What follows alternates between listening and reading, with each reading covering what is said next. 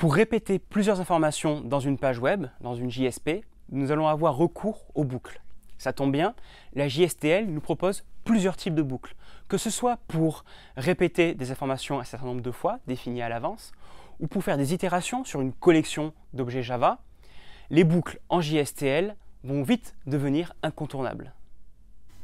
Voici un autre élément incontournable de la JSTL, les boucles. On peut faire plusieurs types de boucles avec la JSTL. Pour commencer simplement, je vous propose de faire une boucle qui s'exécute un certain nombre de fois et qui du coup affiche le même message plusieurs fois. Pour ça, je vais écrire C for each et en premier attribut, je vais indiquer begin égale, je vais commencer par exemple à 0, and deuxième attribut égale 10, je vais m'arrêter à 10, et step égale 1, je vais avancer de 1 en 1. Qu'est-ce que ça signifie? Ça signifie qu'on va commencer avec la valeur 0, qu'on va ajouter 1 à chaque tour de boucle, et qu'on s'arrêtera quand la valeur aura atteint 10. Alors allons-y. Entre for each et /for each, je vais écrire un message.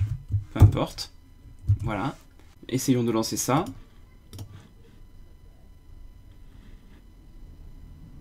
Et voilà. On affiche un message plusieurs fois. Alors si vous comptez bien, regardez combien de fois le message apparaît. 1, 2, 3, 4, 5, 6, 7, 8, 9, 10, 11. Il apparaît 11 fois. Alors qu'on aurait pu penser qu'il serait apparu 10 fois. La raison, eh bien, c'est que la boucle s'arrête après que la valeur ait atteint 10. Donc si on va de 0 à 10, ça sera exécuté 11 fois. En clair, ce end égale 10, ça signifie est inférieur ou égal à 10. On peut le voir d'ailleurs en ajoutant un attribut var dans notre for each. Par exemple, on va l'appeler i. Et là, on disposera d'une variable i à l'intérieur de notre boucle qui du coup vaudra 0, 1, 2, 3, 4 successivement. Alors essayons. Un message numéro et je vais écrire c2.out value égale $i. Voilà.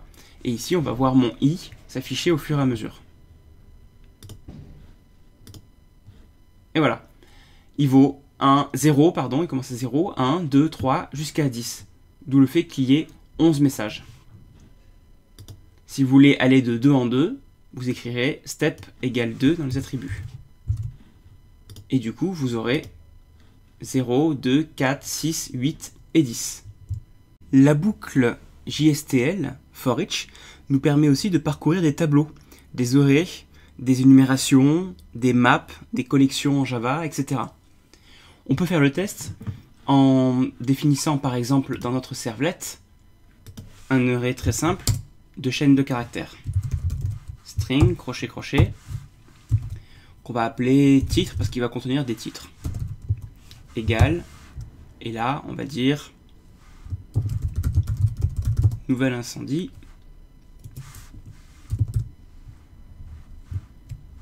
Une île a été découverte. Et je manque un peu d'inspiration. Allez, chute du dollar. Voilà. On a notre array de titres qu'on a défini. On va l'envoyer. Request.set attribute titre. Voilà. On envoie les titres à notre JSP. Et maintenant, on va parcourir avec un for each. Pour ça, on va utiliser toujours for each suivi de l'attribut items qui va indiquer le nom de l'array sur lequel on veut parcourir. Ici, on l'a appelé titre, donc on va le récupérer avec $titre entre accolades au pluriel. Et ensuite, on n'a pas besoin des attributs qui suivent. On va par contre avoir besoin de rajouter un attribut var égal, et là, on va indiquer le nom d'une variable qui va correspondre à l'un des titres à chaque tour de boucle. Donc là, je vais être très simple, je vais l'appeler titre, mais au singulier. Voilà. On a fait une boucle for each, items égale $titre, var égale titre. Ça veut dire qu'on parcourt le tableau titre au pluriel, et qu'à chaque parcours, on enregistre un titre dans la variable titre. Il ne reste plus qu'à afficher avec out notre titre ici. On peut exécuter le code pour voir ce qu'il donne. Et voilà le travail. Notre boucle for each a fait le parcours du tableau des titres et elle a affiché ensuite chacun des titres suivi d'un point d'exclamation, puisque c'est ce que j'avais demandé dans ma JSP. On voit le cout $titre au singulier, qui est le titre en cours de notre cours de boucle, suivi ici d'un point d'exclamation, et ça nous donne ce résultat. Sachez que vous pouvez aussi ajouter à notre for each les attributs begin et end qu'on avait vu avant. Par exemple, si je mets begin égale 0, end égale 1, ça signifie qu'on commencera au titre 0, donc le premier titre, et qu'on s'arrêtera au titre 1, c'est-à-dire le deuxième titre. Et donc on affichera que les deux premiers titres de la liste. Si on essaie ce code, on voit que seuls les deux premiers titres s'affichent. Si je fais begin 1 and 2, on aura uniquement les deux derniers titres. J'actualise, et on voit qu'on a uniquement les deux derniers titres. Il existe aussi un autre attribut que l'on peut utiliser dans ce cas de figure, c'est varStatus. Vous lui donnez le nom que vous voulez, par exemple status. Grâce à ça, notre for each va générer une variable status qui contiendra plusieurs informations sur la boucle en cours. Par exemple, on peut choisir d'afficher le numéro du passage de boucle dans lequel nous sommes. Je vais écrire c2.out dans ma boucle, value égale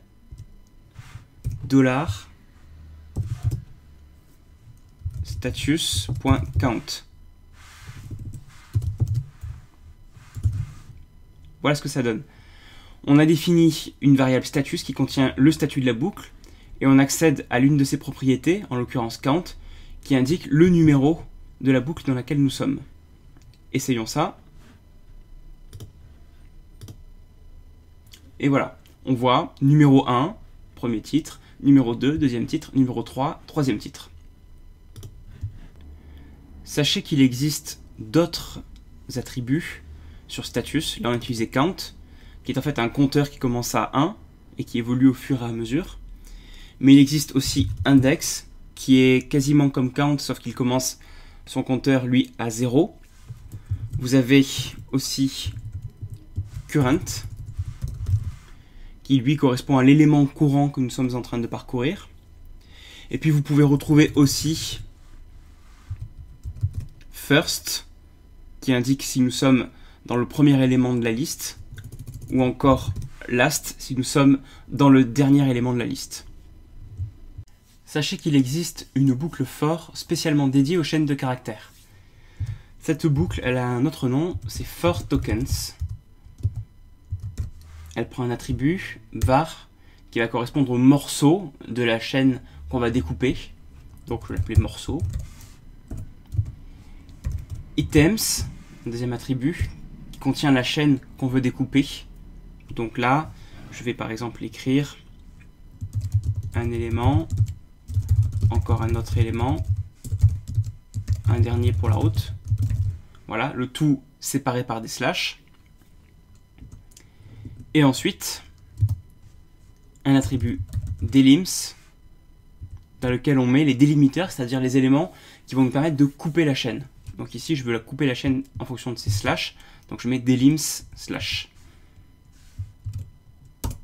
Voilà, ça nous fait une boucle for tokens, et entre for tokens et slash for tokens, j'aurai accès à une variable qui s'appellera $morceau, puisque je définis dans l'attribut var. Et donc je peux l'afficher par exemple.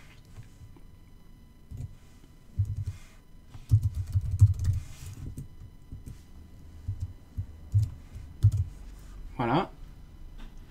Et on peut aller voir ce que ça donne. Et voilà le travail. On voit que la boucle a découpé en fait notre chaîne en fonction des slashes, et on voit sur chaque paragraphe chacun des éléments de la chaîne. On aurait pu aussi demander d'ailleurs à délimiter avec des espaces. Si dans delims, je rajoute un espace en plus à la fin, slash espace, ça va découper à chaque fois qu'il y a un espace et à chaque fois qu'il y a un slash. Du coup, on va voir un mot par un mot finalement dans la chaîne. Voilà.